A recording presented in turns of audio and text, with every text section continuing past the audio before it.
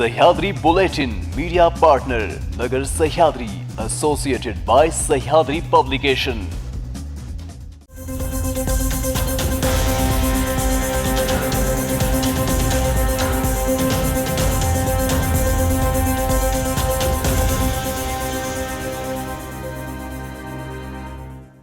प्रेक्षको नमस्कार, मी दिशा। न्यूज 24 सह्याद्री मध्ये तुमचं स्वागत। पाहूया देश विदेशासोबत राज्यातील महत्त्वपूर्ण बातम्यांचा आढावा सह्याद्री बुलेटिन मध्ये। मुंबईच्या महापौर रितू तावडे यांच्या गाडीवर लावलेल्या लाल दिव्यामुळे टीकेच्या धनीत ठरत आहे। गाडीवर लाल दिव्या लावल्याची परवानगी नसतानाही त्यांनी लाल दिवा लावल्याने त्यांच्यावर जोरदार टीका होत आहे। याबद्दल बोलताना शिवसेना ठाकरे गटाच्या नेत्या आणि मुंबई महापालिकेच्या माजी महापौर किशोरी पेडणेकर यांनी रितू तावडे यांच्यावर थेट टीका केली आहे। महापौर रितू तावडे यांच्या अधिकृत गाडीवरील लाल दिवे काढण्यात आल्याची माहिती महापालिका अधिकाऱ्यांनी दिली। नियमांचे पालन करत हे दिवे हटवण्यात आल्याचेही अधिकाऱ्यांकडून स्पष्ट करण्यात आले आहे। सध्या महापौरांच्या गाडीवर कोणतेही विशेष दिवे नसल्याचं संबंधित अधिकाऱ्यांकडून सांगण्यात आलं आहे।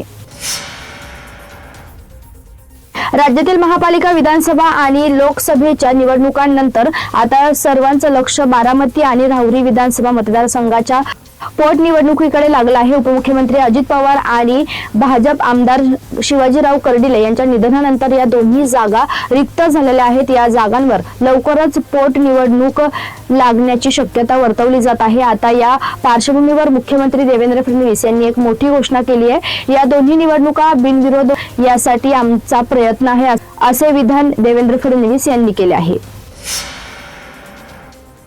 रमण राघव 60च्या दशकात अख्खी मुंबई हादरून सोडणारा सिरियल किलर रात्रीच्या अंधाराचा फायदा घेऊन रमण रस्त्यावर झोपल्यावर हल्ला करायचा, त्यांना ठार मारायचा आणि वाऱ्यासारखा गायब व्हायचा।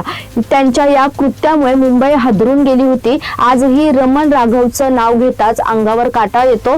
मुंबईपासून हाकेच्या अंतरावर असलेल्या नवी मुंबईतही रमण राघव सारख्या माथेफिरूला पोलिसांनी अटक केली आहे। या माथेफिरूने रस्त्यावरून जाणाऱ्या 2 वाटसरूंची हत्या केली, त्यामुळे सर्वच हादरून गेले आहे।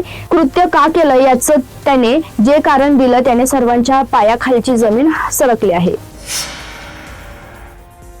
आखाती देशातील युद्धामुळे, विशेषतः इराण, इस्रायल, अमेरिका संघर्षामुळे LPG सिलेंडरचा पुरवठा खूपच प्रभावित झाला आहे। भारतातील बहुतांश LPG आयात मिडल ईस्ट मधून होत असल्याने हॉर्मुझची समुद्रधील तणावामुळे व्यावसायिक सिलेंडरचा पुरवठा ठप्प झाला आहे। घरगुती सिलेंडरला प्राधान्य दिले जात असले तरी hotel, restaurant, street waiters, railway station आणि छोटे व्यवसाय यांच्यावर मोठा फटका बसला आहे। महाराष्ट्रात, विशेषतः मुंबई, कोकण, नवी मुंबई आणि इतर भागात ही परिस्थिती दिसून येत आहे।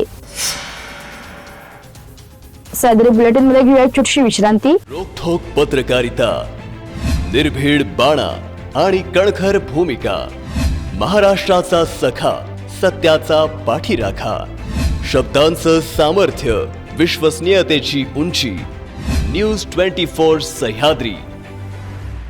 विश्रांतीनंतर तुमचं पुन्हा एकदा स्वागत। पाहूया पुढील बातम्या। माजी मंत्री आणि राष्ट्रवादी शरद पवार गटाचे नेते एकनाथ खडसे हे कायम कारणांमुळे चर्चेत असतात। आता पुन्हा एकदा खडसे चर्चेत आले आहेत। खडसे यांच्या अडचणी वाढण्याची शक्यता आहे। महसूल मंत्री चंद्रशेखर बावनकुळे यांनी एकनाथ खडसे यांच्या विरोधात SIT नेमण्याचे आदेश दिले आहेत। 6 विभागांमधील अधिकारी या विभागांशी संबंधित आहेत। 9 गावातील जमिनींचा हा प्रश्न आहे। या प्रकरणी SIT कडून संपूर्ण चौकशी करू। 3 महिन्यांमध्ये SIT आपला अहवाल देईल, असं बावनकुळे यांनी म्हटलं आहे। त्यामुळे खडसे यांच्या अडचणी आता वाढण्याची शक्यता आहे। संजय राऊत यांनी नुकताच सरकारवर गंभीर आरोप केलाय। संजय राऊत यांनी म्हटले की आजच्या परिस्थितीवर सरकारची भूमिका काय आहे। सरकारला कोणत्याही राष्ट्रीय सुरक्षेच्या मुद्द्यावर संसदेत चर्चाच घडवायची नाहीये। ही जी भीती आहे ती राहुल गांधी यांची भीती आहे, कारण राहुल गांधी यांच्याकडून भारताचे आंतरराष्ट्रीय धोरण, गुप्तचर, तडजोरी यांच्याबाबत त्यांच्या हातात अत्यंत महत्त्वाची माहिती आहे। राहुल गांधी जे प्रश्न उपस्थित करतात त्यावर भाजपच्या सरकारकडे उत्तर देण्याची कोणतीही तयारी नाही। युद्ध भारताच्या सीमेवर आले आहे। अमेरिकेने भारताच्या सागरी हद्दीमध्ये हल्ला करून इराणची जहाज बुडवले आहे आणि ज्यात 100 वर इराणी सैनिक मारले गेले आहेत. स्वतः मोदी युद्धाच्या 2 दिवस अगोदर इस्रायलला जाऊन आले. इराणने सर्वोच्च नेते आयतुल्ला अली खामेनी यांच्या निधनानंतर पंतप्रधान नरेंद्र मोदी यांनी साधा शोकही व्यक्त केला नाही. अहमदाबादहून लंडनच्या दिशेने निघालेल्या एअर इंडियाच्या विमानाचा भीषण अपघात झाला. या अपघातात विमानातील फक्त एकच व्यक्ती जिवंत वाचू शकला. या विमान अपघातात 260 लोकांचा जीव गेला. या विमान अपघातापूर्वीचा एक व्हिडिओ देखील पुढे आला. या विमान अपघातानंतर सर्वांनाच मोठा धक्का बसला. सुरुवातीला थ्रेट्समुळे हा अपघात झाल्याचं सांगितलं गेलं, मात्र आता या विमान अपघाताबद्दल अत्यंत धक्कादायक माहिती पुढे आली आहे. अपघात नक्की कशाने झाला याचे कारण पुढे आले नाही. अहमदाबाद विमानतळाहून उड्डाण केल्यानंतर काही सेकंदात पायलट सुमित सबरवाला यांनी मेडेला एमर्जन्सी मेसेज पाठवला होता. 650 फूट उंचावरून मेडे मेडे मेडे असे त्यांनी म्हटलं होतं. इराण आणि अमेरिका युद्ध टोकाला पोहोचले. 28 फेब्रुवारी रोजी इराणवर मोठा हल्ला करण्यात आला.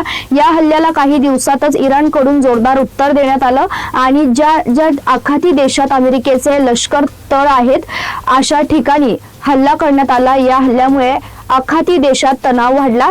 थेट दुबईच्या विमानतळावरही हल्ला करण्यात आला. अमेरिकेला स्वप्नातही वाटलं नव्हतं की इराण इतक्या घातकपणे हल्ल्यांना.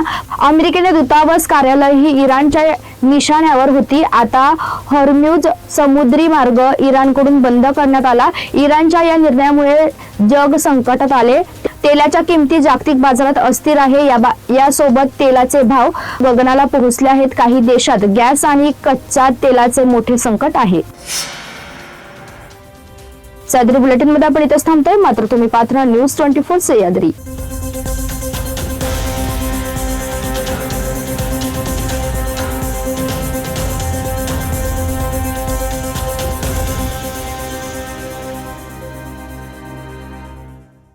शब्दांचं सामर्थ्य, विश्वसनीयतेची उंची. न्यूज 24 सह्याद्री.